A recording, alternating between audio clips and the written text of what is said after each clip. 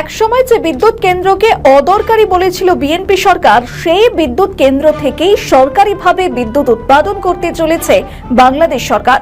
কথা হচ্ছে রূপপুর বিদ্যুৎ কেন্দ্র নিয়ে। সূত্রের খবর, এই বিপুল অঙ্কের বরাদ্দ বাংলাদেশকে কিছুটা দিচ্ছে রাশিয়া।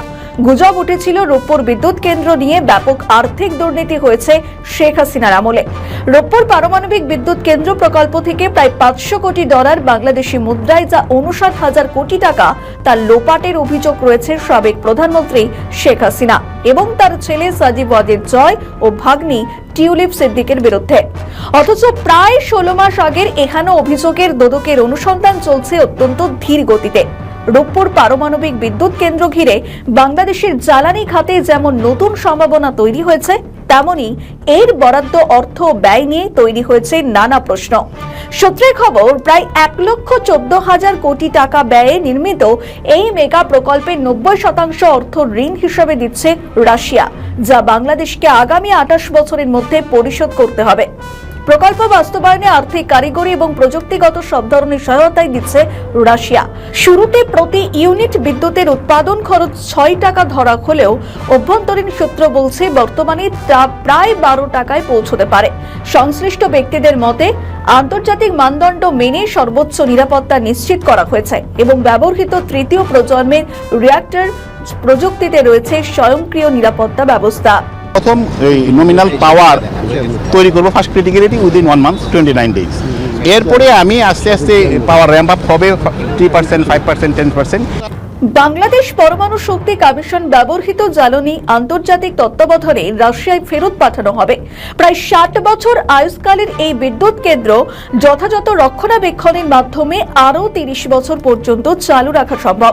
সংশ্লিষ্টরা মনে করছেন, রূপপুর প্রকল্প শুধু বিদ্যুৎ উৎপাদনে সীমাবদ্ধ নয়, এটা দেশের প্রযুক্তিগত অগ্রগতি, দক্ষ মানব সম্পদ গড়ে তোলা এবং আন্তর্জাতিক সহযোগিতার নতুন দিগন্ত খুলতে সাহায্য করবে। বিশেষজ্ঞদের মতে, পারমাণবিক বিদ্যুৎ উৎপাদনে কার্বন নিঃসরণ খুবই কম, যা জলবায়ু পরিবর্তন মোকাবিলায় সহায়ক। পাশাপাশি কম জ্বালানিতে বেশি বিদ্যুৎ উৎপাদনের কারণে কয়লা এবং গ্যাসের উপর নির্ভরতা কমাবে এই কেন্দ্র। বিশ্বজুড়ে বিতর্ক থাকলেও আধুনিক সময়ে পারমাণবিক শক্তিকে পরিচ্ছন্ন জ্বালানি হিসেবেই বিবেচনা করা হচ্ছে।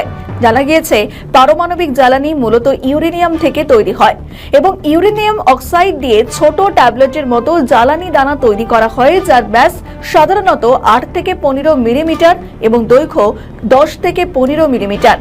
এসব পেলেট ৪ মিটার দীর্ঘ ধাতব নলের মধ্যে দিয়ে সাজিয়ে তৈরি করা হয় জ্বালানি রড। পরে নির্দিষ্ট কাঠামো একাধিক রড একত্র করে তৈরি হয় ফুয়েল অ্যাসেম্বলি বা জ্বালানি ব্যান্ডেল।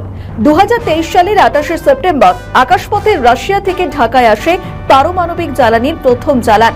পরবর্তীতে আরও কয়েকটি জ্বালান আসে এবং বিশেষ নিরাপত্তায় সড়ক পথে অক্টোবরে রূপপুরে নেওয়া হয়। মোট ১৬৪টি জ্বালানি বান্ডেল দেশে আনা হয়েছে, যার প্রতিটিতে রয়েছে ৩১২টি করে জ্বালানি রড। বিদ্যুৎ উৎপাদনের জন্য এসব জ্বালানি বান্ডেল চুল্লির কেন্দ্রে স্থাপন করা হচ্ছে। প্রথম ইউনিটে একসঙ্গে ১৬৩টি বান্ডেল ব্যবহার করা হবে এবং জ্বালানি স্থাপন করলে প্রায় ১৮ মাস বিদ্যুৎ উৎপাদন সম্ভব। ব্যবহৃত জ্বালানি তেজস্ক্রিয় হওয়ায় তা বিশেষ ব্যবস্থায় রাশিয়ায় ফেরত পাঠানো হবে এবং আন্তর্জাতিক পরমাণু শক্তি সংস্থার নজরদারিতে প্রতিটি বান্ডেলের হিসাব রাখা হবে। রিঅ্যাক্টরের নকশা অনুযায়ী ১৬৩টি ফুয়েল অ্যাসেম্বলি করে বসাতে সময় লাগবে প্রায় ৩০ দিন। এরপর শুরু হবে ফিজিক্যাল স্টার্টআপ, যেখানে ফিশন রিঅ্যাকশন চালু করে প্রয়োজনীয় পরীক্ষা নিরীক্ষা সম্পন্ন করতে প্রায় ৩৪ দিন সময় লাগবে। পরবর্তী ধাপে ধীরে ধীরে রিঅ্যাক্টরের ক্ষমতা বাড়ানো হবে ৩%, ৫%, ১০%, ২০% এবং ৩০%। উন্নতি করতে সময় লাগবে প্রায় ৪০ দিন। রিঅ্যাক্টরের ক্ষমতা ৩% পৌঁছলেও জাতীয় গ্রিডে বিদ্যুৎ সরবরাহ শুরু হবে। ধাপে ধাপে পূর্ণ সক্ষমতায় যেতে এবং সব পরীক্ষা শেষ করতে মোট সময় লাগবে প্রায় ১০ মাস। নির্মাণ চুক্তি অনুযায়ী প্রথম ৩ বছর রাশিয়ায় জ্বালানি সরবরাহ করবে। এই সময়ে জ্বালানি আমদানি নিয়ে কোনো উদ্বেগ নেই।